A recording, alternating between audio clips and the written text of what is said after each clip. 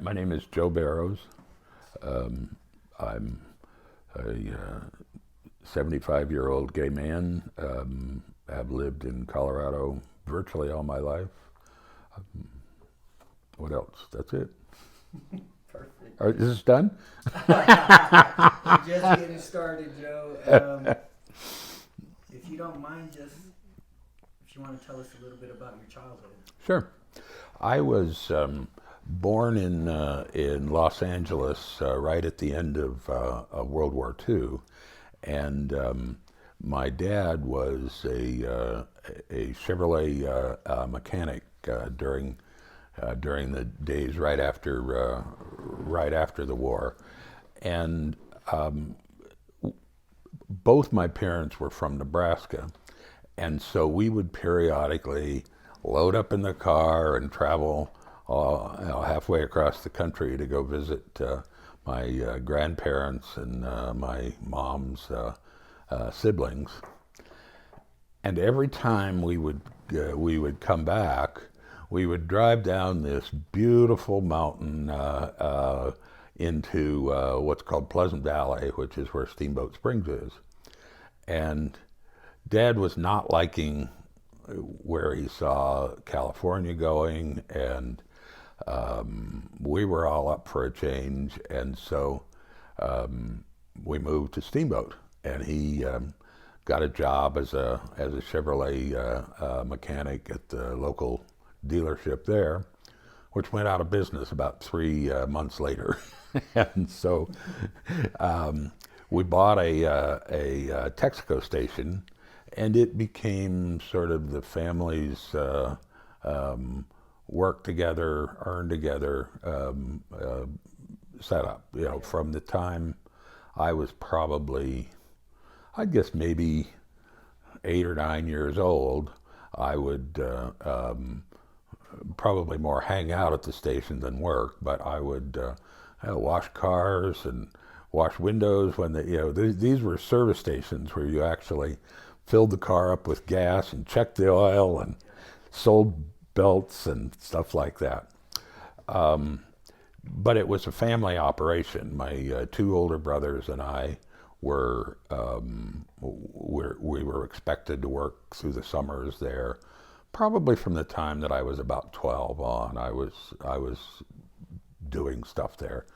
But I didn't look at it as a burden. It was just part of the family operations. And back in those days, Steamboat was sort of a summertime only town. The main business was either ranching or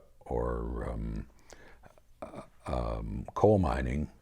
And when the snows started piling up, that was when things really shut down, and the place went. I'm sorry. Oh, I knew it was going to be him too. I'll try to turn that off now. My apologies. No worries, no worries. You can cut that, I hope. Yeah, I mean, hey, we like to keep it natural. Come on, there.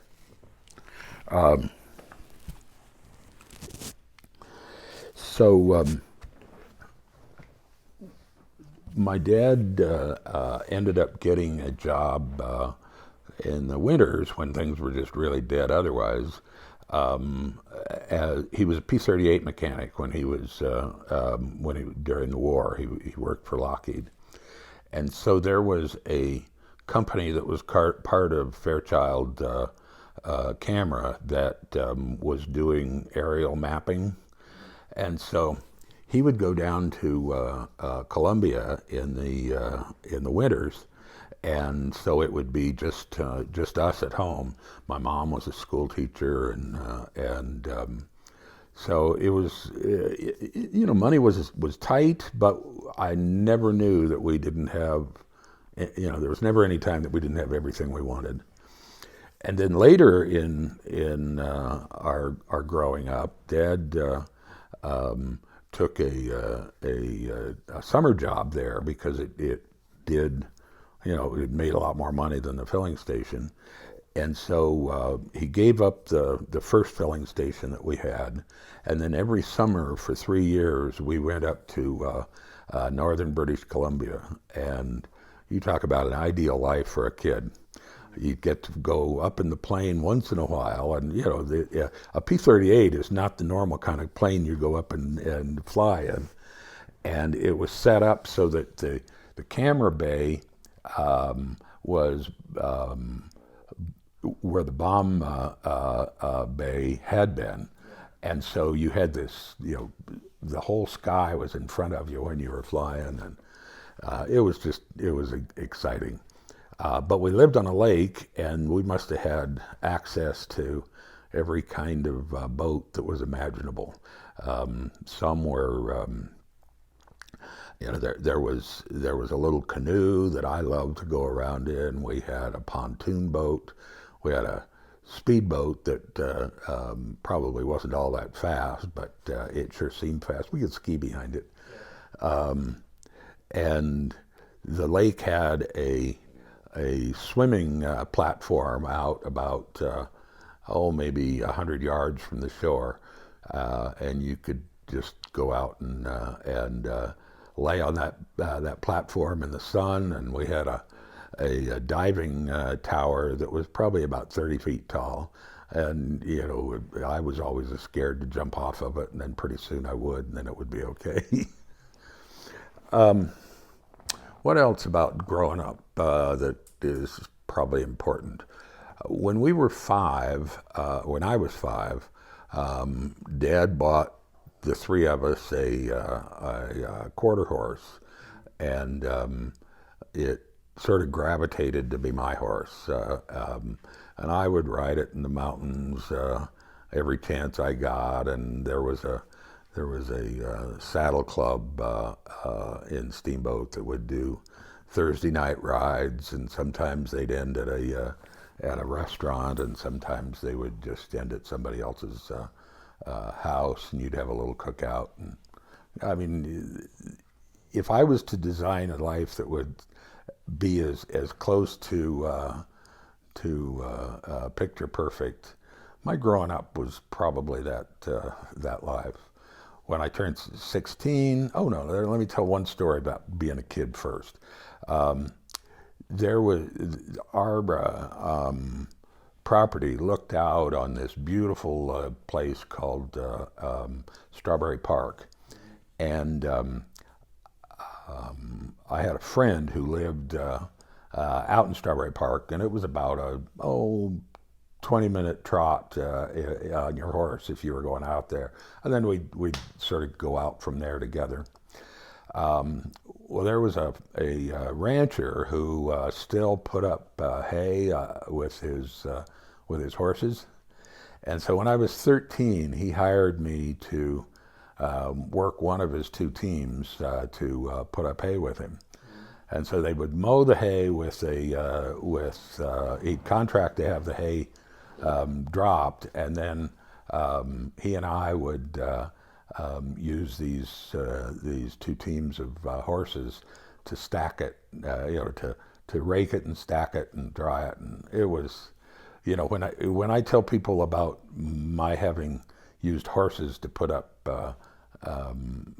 hay, I bet people 30 years older than me have never experienced anything like that. And so it was great fun.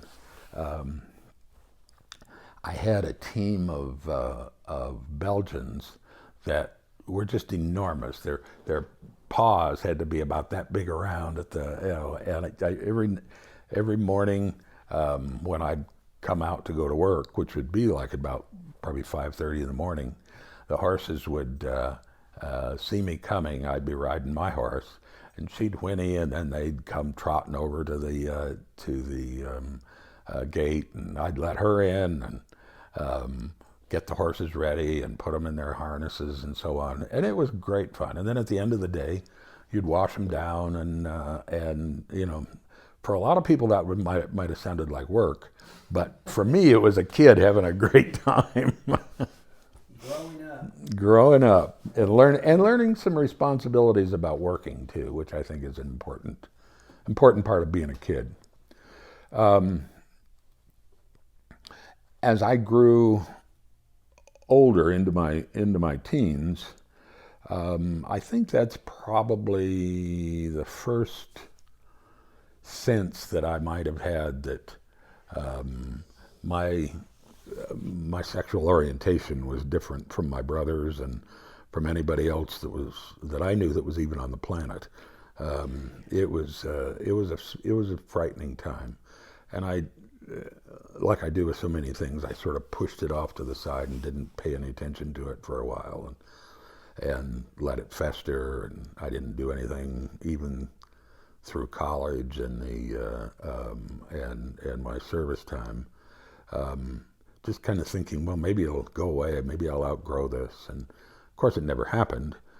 But it affected, I think, my high school friendships a good deal, because I was always a little more cautious than I probably would be in terms of opening up to friends. We skied. I skied on the local ski team, and my brother, as an Olympian, was certainly a star of the ski team. So I was nowhere near as good as he was, but still I could get down the mountain pretty good, and made the team every year. But I didn't ski as a cross country or jumping skier. It was just all alpine. What were your growing up? What were your dreams and aspirations? I was always an avid reader, and a lot of the reading that I did was about probably political biographies, things like that. And I didn't see myself initially as a politician. I saw myself as wanting to join the diplomatic corps. And I remember reading, books about George Kennan and what else was there was a book written by I can't remember her name. Anyway, it was called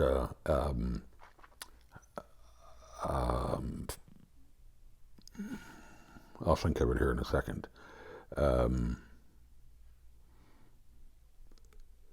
It was about the American experience in China before World War II started, and just fascinating. And this was this guy whose name I can't remember right at the top of my head right now, George Stillwell. He was a close ally of the Chiang Kai-shek regime, and was involved with the Tiger Air Force that flew over the hump from India into China to help support the war effort and things like that. Those kinds of experiences to me sounded like a good job prospect. It was something that I was excited about, felt like I could do it well, and that was what probably inspired me in terms of my dreams. The last year that I was in high school, I was a foreign exchange student going to Germany, and that felt like it was the right kind of thing along that career path. So if I could have said what are you gonna do when you grow up, when I was anywhere from about 14 on, I would have said I'd like to be a diplomat. Would you mind telling us just about your relationship with your dad and how that general relationship felt? Sure. My dad was a he was somebody who made a living with his hands, but like a lot of farmers, you may be working with your hands, but your head's working too. and he was an introspective person. He had experienced the worst of the Depression. His family had a cattle ranch in western Nebraska, and they lost it during the Depression. And I'm sure that had a pretty strong influence on him, and in some ways maybe how his and my relationship were. I was not the filling station that we had a stock car that we sponsored, and my brother loved to drive, my oldest brother, and I was more one to fix it rather than break it. And on the occasions when I would get out on the track, A, I was driving too slow, but B, I wasn't able to sort of take that aggressiveness and sort of push somebody to the limits to try to get them out of your way or to pass them or something like that. So that kind of competition wasn't me, and I think to a certain extent I probably felt like, because that was important to Dad, that I wasn't really as worthy as my other brothers. And of course, you've got the third brother thing where everything gets handed down to you, and all the trouble that they've gotten away with, you sort of get caught with. Right. So right. You probably understand that.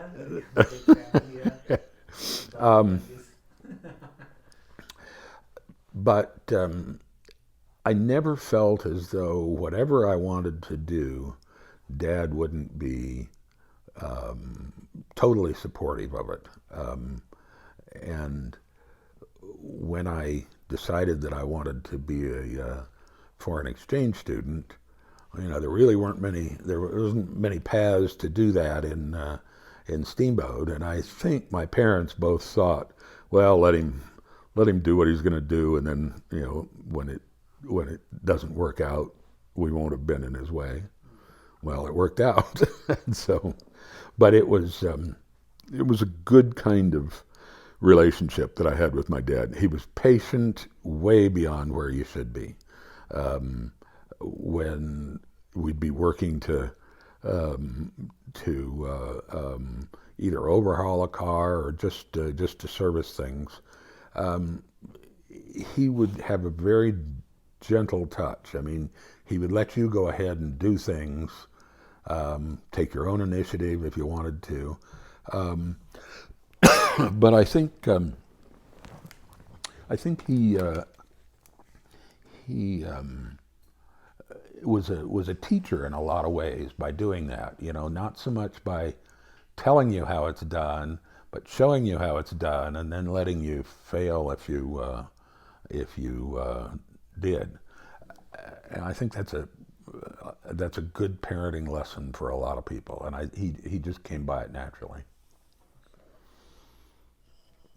Now, what about your mom? How's your relationship with your mom, and how that relationship felt? I was always Mother's favorite, and sometimes it would get to be so ridiculous that we would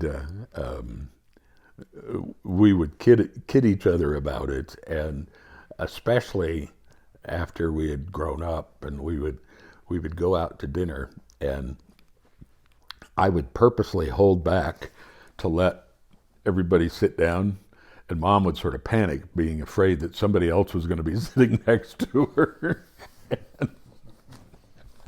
Anyway, it was a good relationship. She was a school teacher, and when we didn't have a kindergarten in Steamboat at the time, and when it was when I was the age that I would have been in kindergarten somewhere else, she took a teaching job at a little one-room 8th grade school house about 20 miles up the Elk River from Steamboat. Yeah. And the condition of her taking the job was that she would be allowed to bring me to school with her.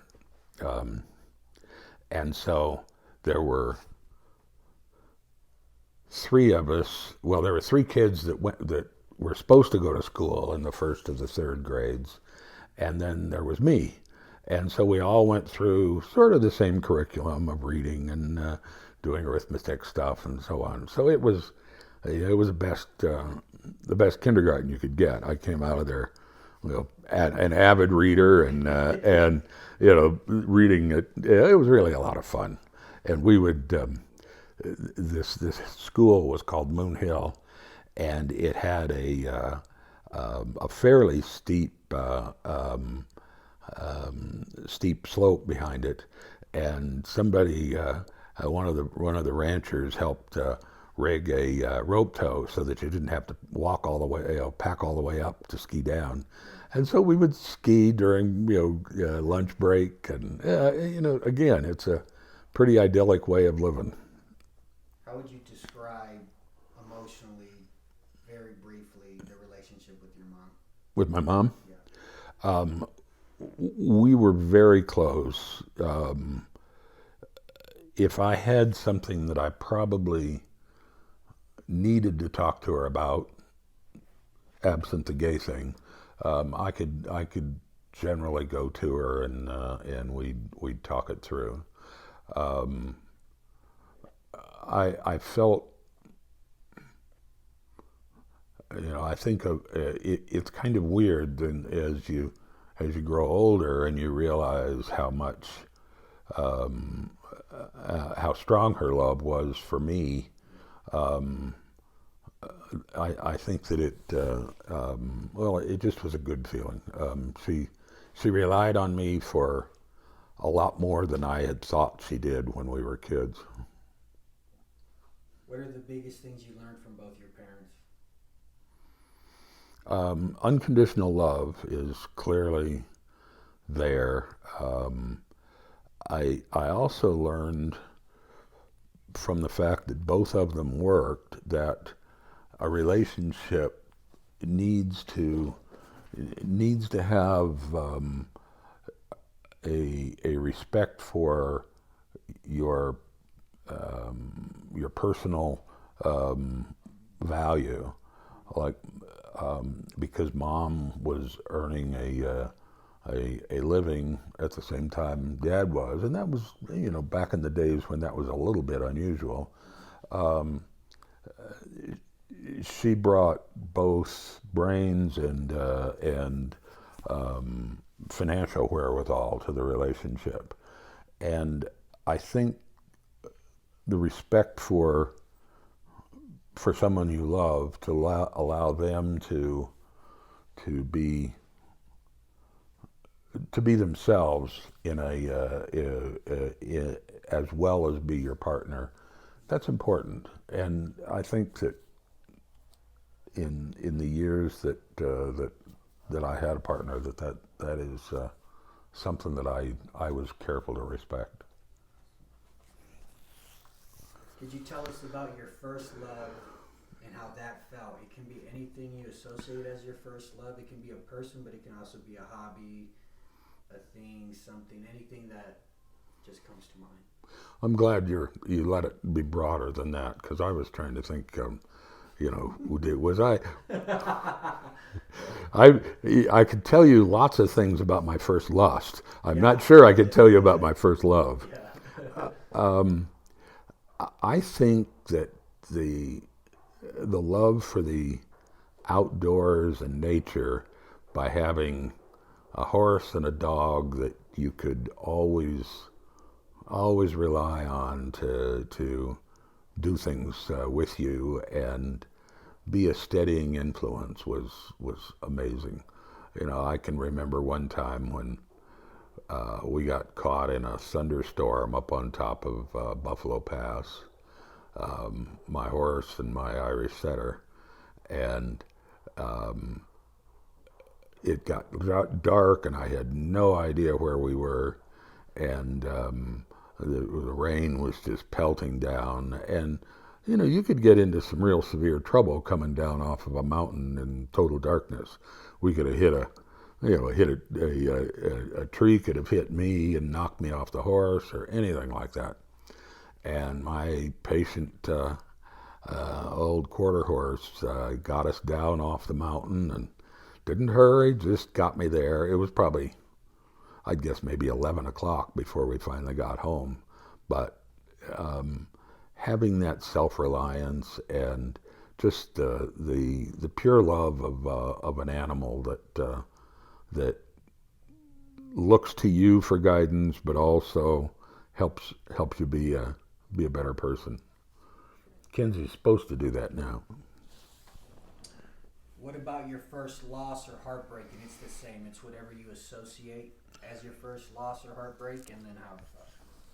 When I was going to school in Germany, the family that I lived with was extremely wealthy, and their son, that was the person that I was going to school with, was set to inherit a ridiculous amount of money when he turned 21. And so his motivation in school was somewhat less than it might ought to be. The result of that was he ended up flunking out of this school at the end of the fall term, and as a result of that, the family that I was living with didn't really want me around, particularly since one of his worst subjects was math, and I was screwing up the curve on the top side, and so they called the superintendent of the gymnasium where I was going and said, either he goes home or you find him a different place to live. And they didn't bother to tell me that they told him that, but it was clear that the family relationship had soured. And I felt very much as though that was my fault, not Michel's, that just was going to have too much money to have to be bothered with math. I guess that's what you hire accountants for. So that was a real bruiser for me. That was a strange feeling. Almost as a flip side of that is the very first time I ever experienced euphoria was sort of at the same time. This family had a chalet in Bavaria, and we would go there every so often. But this time was in the fall, and the trees were in full color, and I mean, it was beyond beautiful. And I went out for a long walk one day, and for the first time in my life, I ever experienced this thing of almost being out of body, but you were at peace. It was a feeling that I've only experienced a few times since, but it's a great thing to feel. So I think part of that was, if I looked at it in retrospect, part of it was probably depression, but it was a relief from all of that. Who would you say first taught you love, and how? The first time I loved? Who first taught you love, and how? I pondered on that when I read it earlier, and I was trying to think about it. There were a lot of women teachers in my in my growing up that just innately cared about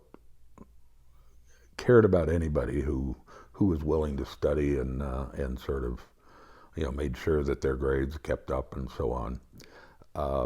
And two of those teachers there was a woman called Mrs. Campbell, and she was my Latin and math teacher.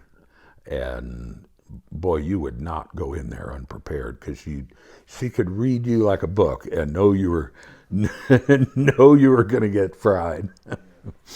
And the other person in the teaching area that I really liked was this free spirit called Lucille Bogue, and she founded the local college in Steamboat, and she was a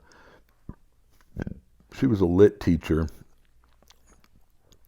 but she saw in me something that not many people did, and she's who encouraged me to go to school in Germany, and through lots of times of turmoil, she always sort of seemed to show up at the right time, and it was kind of nice. I mean, it felt like she had your back regardless of what, and I think that's basically what love is, and she certainly taught me that. I remember one time she came to a Christmas party that we had after Ben and I had lived together for several years. And Ben thought she was a bag lady when she came up to the front step. Instead, it was Lucille, and she was so fun. What's love to you now versus to what it was when you were a kid? How do those two different loves contrast? I was trying to think of the different names of love that the Greeks had. And as I was thinking through that, I think that the importance of the various different stages of love come and go as you age and fall in love and fall out of love and things like that. I think a love of self is something that I probably have to try to hold in check a little bit, because it's easy to sort of let your ego get ahead of your skis. And the love and appreciation for relationships is something that I hold very dear. And in the last several years, I have sort of let those relationships and maintaining them slide. And I guess it's probably a natural thing with age, but I miss that aspect of love. Physical love has always been sort of a mystery to me. I think because it was so repressed for so many years before I came out, that I was afraid of physical contact. If it was with a woman, I was afraid it was going to be failure, and if it was with a man, I was afraid it was not going to be failure. So it was one of those bizarre parts of not fitting in sexually to the norms of a small town. But after I came out and I had some brief relationships, it then finally began to feel like this is really who you are. You don't need to be ashamed of it, but just adapt to it and learn to be the best person you can be. What's a good day like for you? At this age, getting up. No, that's not a fair way of answering that I mean, it's a question. good. That's a fair answer, I think. I like things when they create a little bit of surprise, a little bit of familiarity, and an opportunity to either back in my working days make a little money or beat my competition to the punch on something. When I was in the bond business, it was always fun to grab that deal that nobody expected you to get, and that's a good feeling. What's a bad day like, and how do you get through that bad day?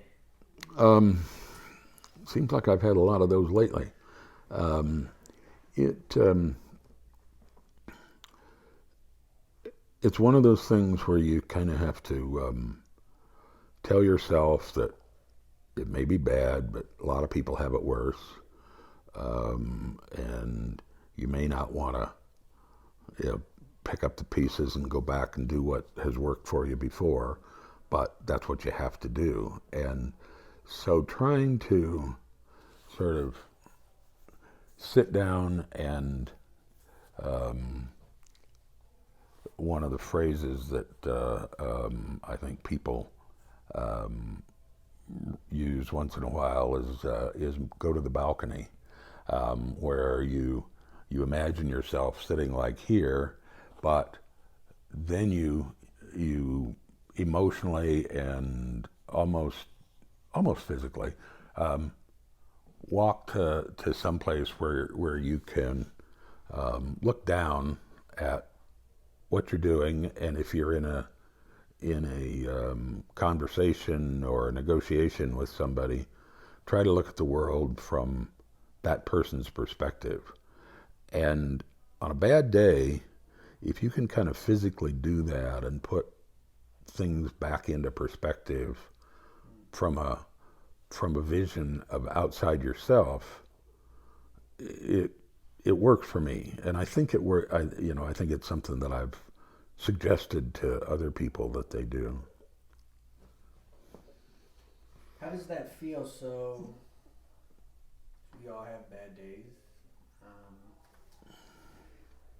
how's that feeling after you do go outside of yourself and you are able to breathe in that fresh air and gain that perspective, and then to kind of tell yourself, you know, like it's It's okay. going to go, yeah. Yeah. Uh, I think it probably is something that has mellowed with age. I mean, it used to be that you would, like in my 50s, when I would do something like that, I'd say, okay, that's fine, but that's probably mostly bullshit. So don't um, don't take it too seriously. Yeah. And then I got to the point where it actually worked, and so I would feel much more comfortable doing that.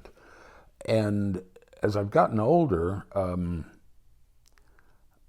I think I've been less likely to do that. I just sort of let a day be bad and try to go to bed not angry, and then the next day comes along. So I'm not as proactive as I was when I was working. What's a person or an event that has shaped you, good or bad? How does it feel when you reflect on that? Um,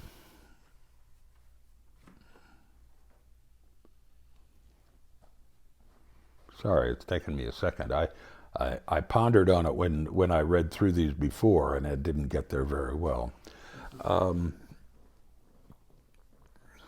I think that one of the the most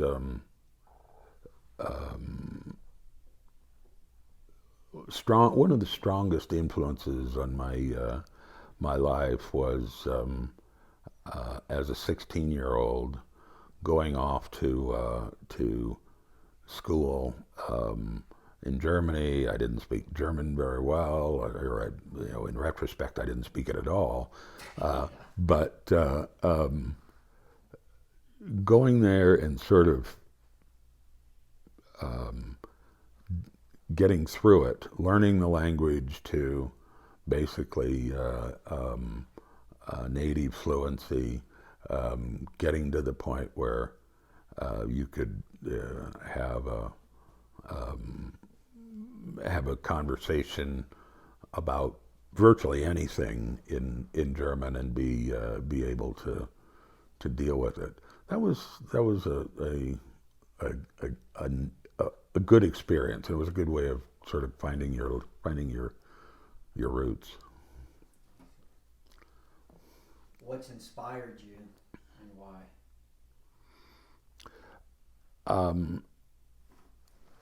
I think that one of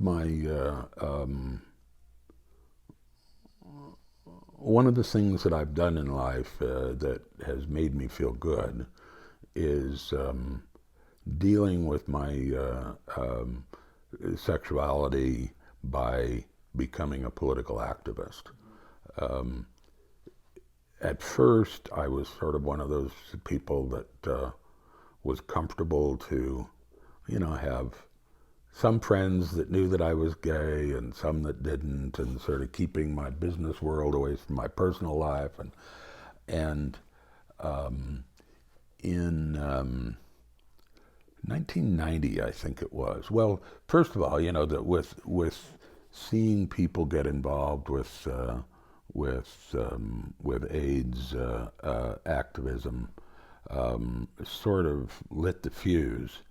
And then in 1990, Colorado, there were people that the city of Denver passed a non-discrimination ordinance, and it was challenged, and so they had to have a referendum on it, and the referendum upheld the new ordinance. So the religious right went after a state constitutional amendment that said it was illegal to pass any ordinances that would protect the rights of gay and lesbian citizens. Well, that was the burr up my butt that I needed to get involved and sort of come out of the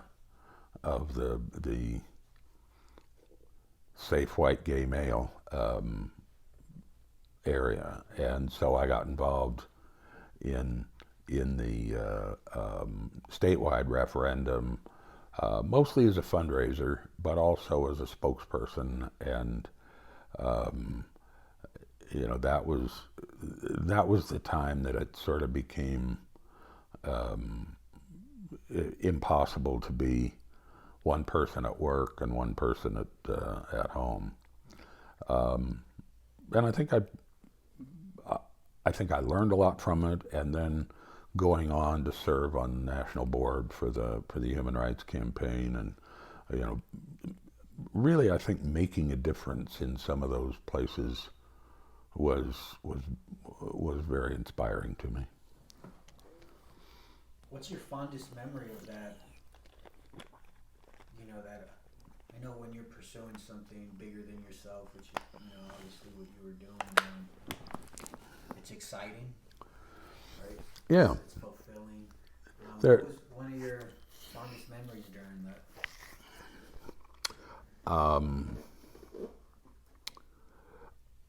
I was at a fundraising event. Maybe the last couple of years that I was in, that I was on the Human Rights Campaign board, and it was a Hispanic politician's fundraiser. And when I went there, Ken Salazar was there, and I was there with a friend. And I went over to say hi to him, and he stopped to take the time to explain to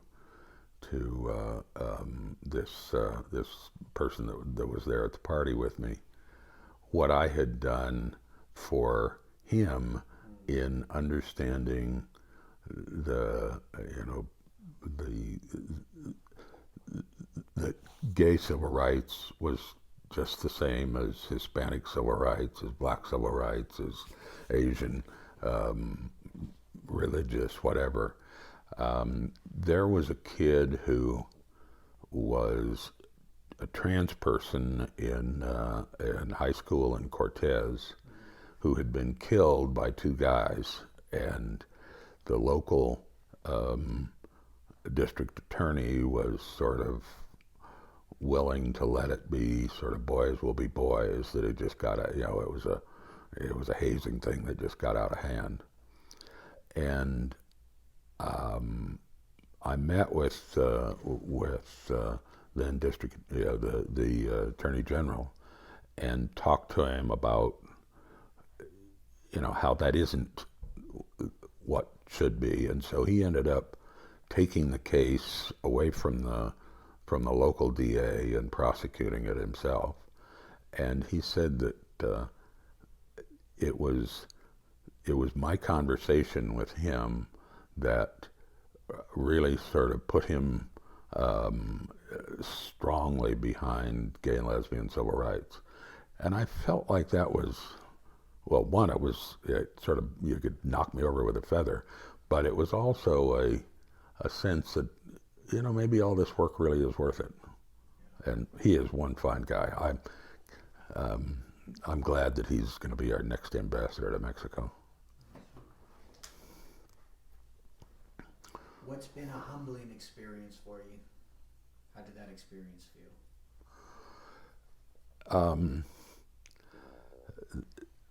There probably aren't as many humbling experiences as I deserve, but there were two in my being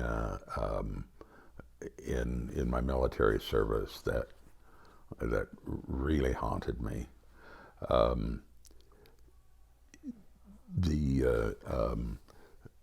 I went to infantry training at Fort Ord, California, and it was just it was in 1968, sort of at the top of the draft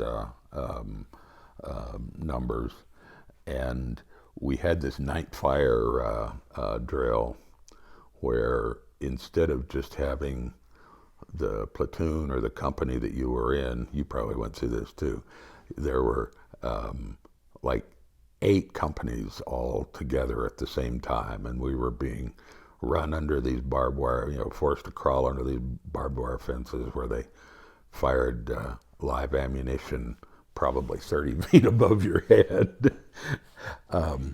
But as I looked at the crowd that was there for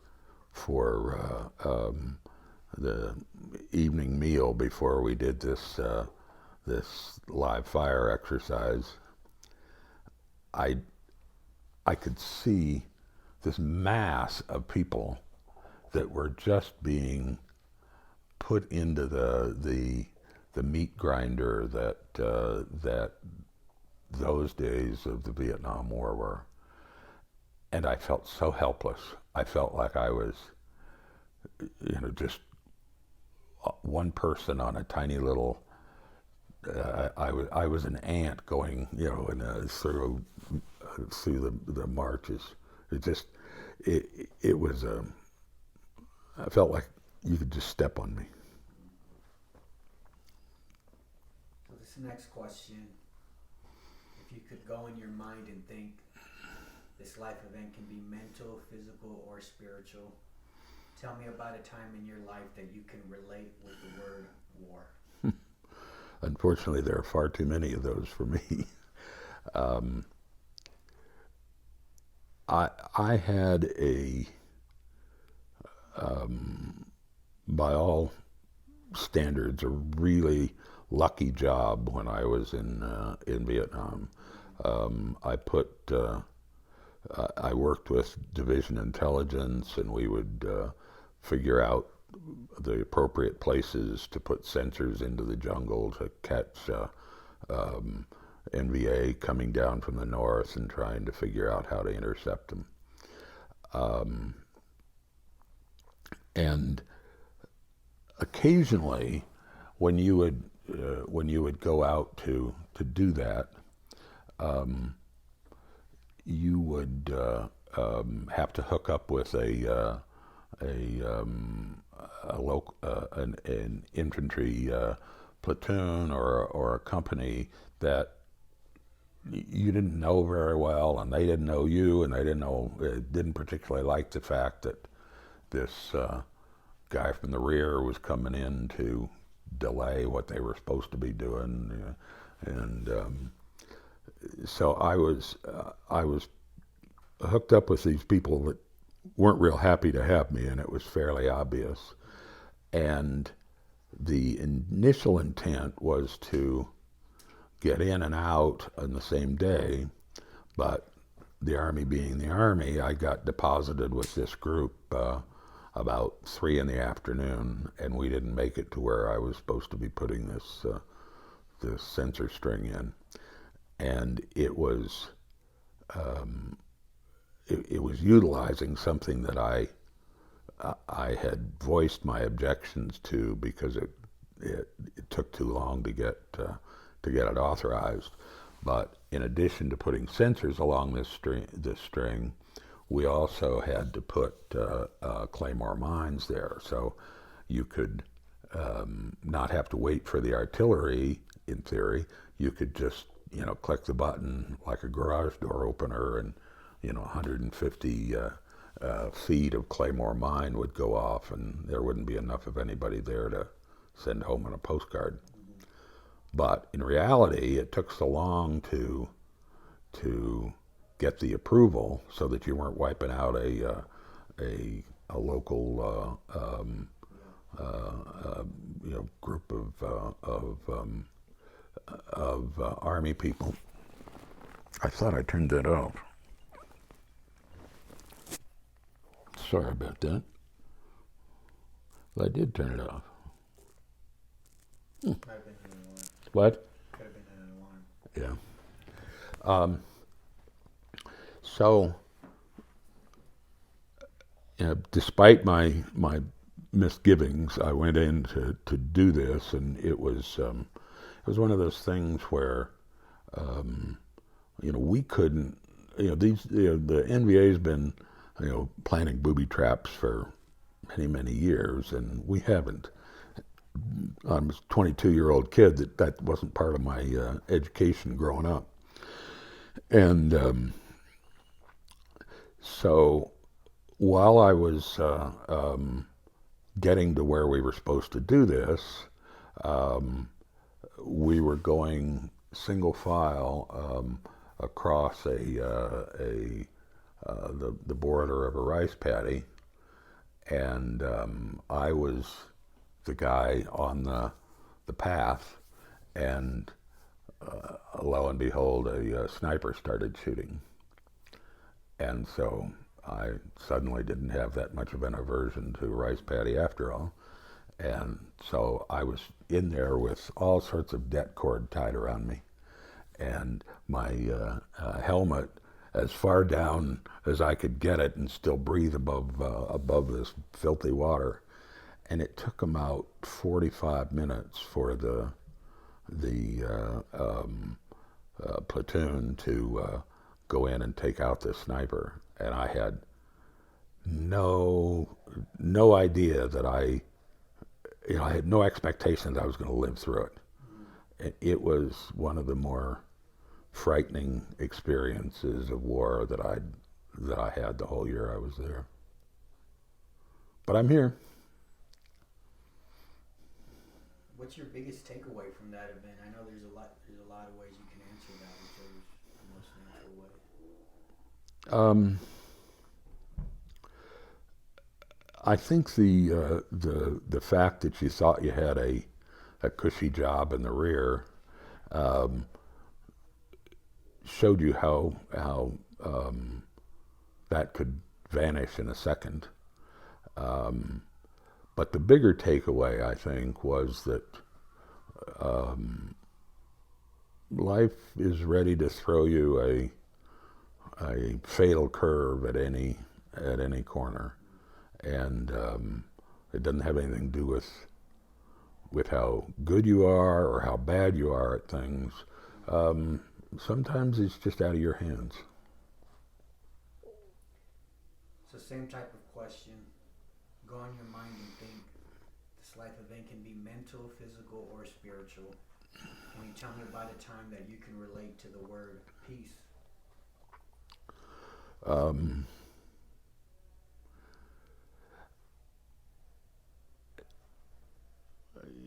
Peace means so many different things to me, but in the spirit of it being the opposite of war, um, the minute that I was gear up coming home from Vietnam, um, I reached. It was on a United Airlines charter flight, and I reached into the pocket in the seat back ahead of me, and opened it up, and there was an article on the what was the name of that ranch? Devil's Thumb Ranch, um, up in Grand County, and the people who owned that at the time, one of them was my college roommate, and so just seeing that and realizing, yep, you are coming home, you're in one piece, life's going to be good. That wasn't the kind of peace I meant, but that is a sense of having survived a very ugly time in my life. And relief a little bit, right? No, but that it just is a sense of really coming home. When I saw that article, it just felt like, okay, you really are coming home. The next question, if you can tell us about a truly difficult time in your life, how it felt, and how you endured. Um, One of the most difficult times I had was the the first few experiences of PTSD that hit me. Um, I hadn't been home for more than about maybe less than a month, and I was going to pick up the mail at the post office, and I was walking back with an armful of mail, and a guy was fixing a tire at the Conoco station across the street, and when he put the air in it and the bead popped, it sent me scurrying. Mail every which way.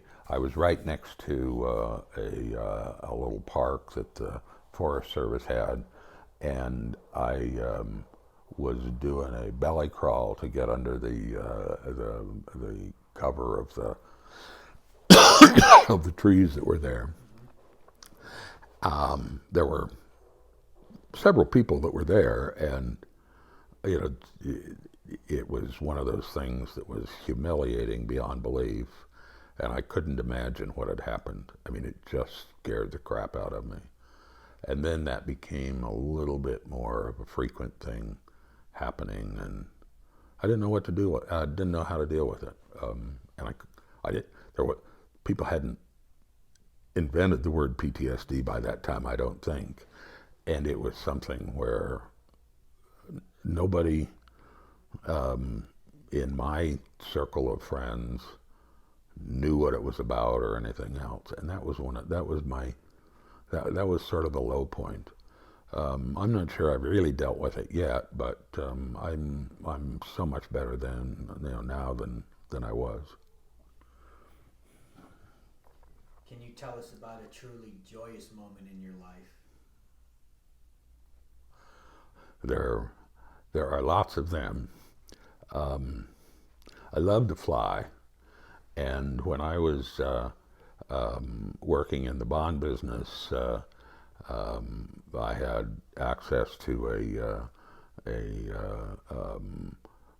plane and a pilot to go anywhere in Idaho, or I guess virtually anywhere that made sense to go. And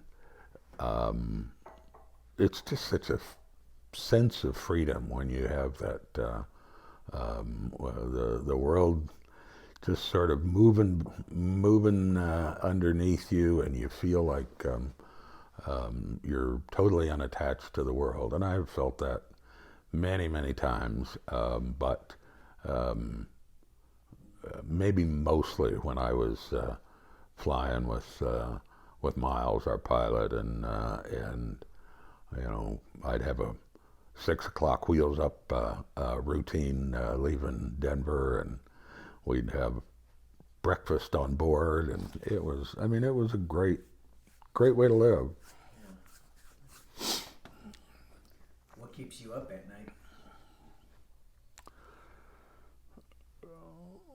Well, I suppose there's in my current physical and financial state, probably the thing that keeps me up most is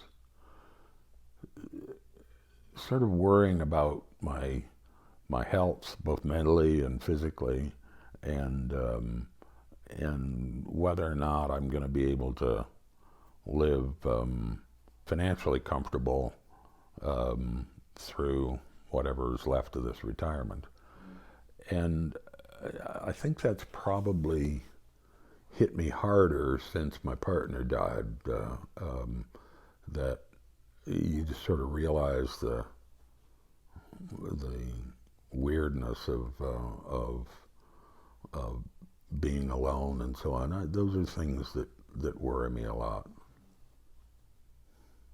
What keeps you going every day? My sweet little dog, she needs to have a walk and some food at her thing, and she has looked out for me, particularly in this last month since Ben died, in a way that just makes my heart sing. There are a lot of other things that keep me going. I love a family, and trying to figure out what sort of strange new world of politics we're running into and things like that. But our mutual reliance is a powerful thing.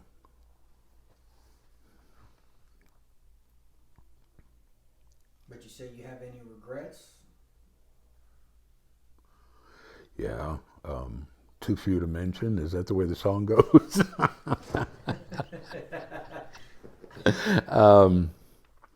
Yeah, there are a lot of things that I regret. I wish that I had come out to my family earlier. I mean, I never actually officially did, but they knew, and I knew they knew, and they knew that I knew they knew. And so it was one of those things that I wished we would have actually had that talk. I regret that I should say I regret it, but I don't. Living successfully through Vietnam and the AIDS epidemic and a lot of other things. I didn't save as much as I should have, but I sure had a lot of fun getting there. And yeah, I think that it's easy to say that I regret it, but there isn't a minute of that life that I would not treasure again. So would you say that pretty much you're at peace with that? Yeah. I'm very much at peace with me. I wasn't that way a few years ago when I first retired. The PTSD came screeching back. I I worried about my relationship with Ben. I worried about a whole bunch of things, and it took me into a very, very dark corner. And fortunately, the VA stepped in and got my mental health working, and I'm I'm physically not great, but I'm sure a lot better off than I was back in those dark days. What'd you learn out of those dark days that we could learn from you? I suppose the hardest lesson for somebody who has more than a little bit of ego and self pride is that you're not above problems, and that you ignoring them only makes them worse. I think that I also learned a healthy respect for some of the other people that have been through a lot of a lot of hardship that they didn't do anything to bring on. I hope it's made me a more compassionate person. You tell me what your dreams were as a kid. What are your dreams now? To be a kid? No, that's not true. I wouldn't go back and try to replay this life in a better thing. Not sure. I'm not sure I'd survive it twice. When I was a kid, as I said earlier, I kind of dreamed of being a diplomat and changing the world and doing great things. And over the years, you kind of get beaten down from that, but you realize that not being a diplomat is probably not the end of the world. I was probably mistakenly feeling like being gay and being a diplomat were not compatible, and they probably weren't in theory, but I'm sure there have been lots of gay diplomats over the years, even back in the McCarthy days. But I felt like that's been something that kind of has held me back and was a little bit of a regret. The things that I dream now are not so much for myself anymore. I see my niece's kids, and I want them to have a good shot at growing up. One of them, one of my nieces, is a single mom, and there are challenges there. But I want them to realize that they have opportunities that I never had, and to try to make those happen. I think this probably seems too lofty, but it's true. I really believe that we're on the cusp of having a country that is actually going to learn to accept diversity.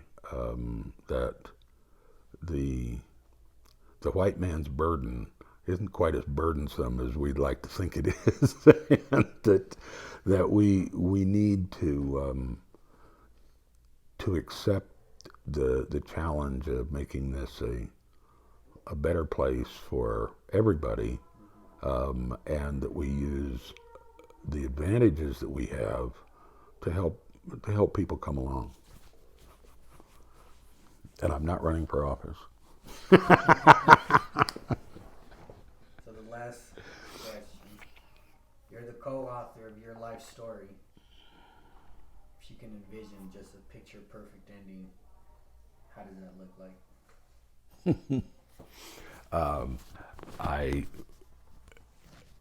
I hope that my mental my mental acuity outlasts my physical self. Seeing Ben be sort of ravaged by the effects of dementia made me so grateful that he was able to die from heart condition instead of his brain going total mush. So I think that would from an exit view, that would be ideal. I'd like to be able to look back and say that I made a difference in the world. Maybe small, maybe not nearly as large as I think it is, but I think that it's, I would like to think that I've been here and done some things that have made a difference, and not to be braggart about it at all, but that's a good notch on your belt. Okay. I hope it wasn't too preacherish. I don't know. That was great. Thanks.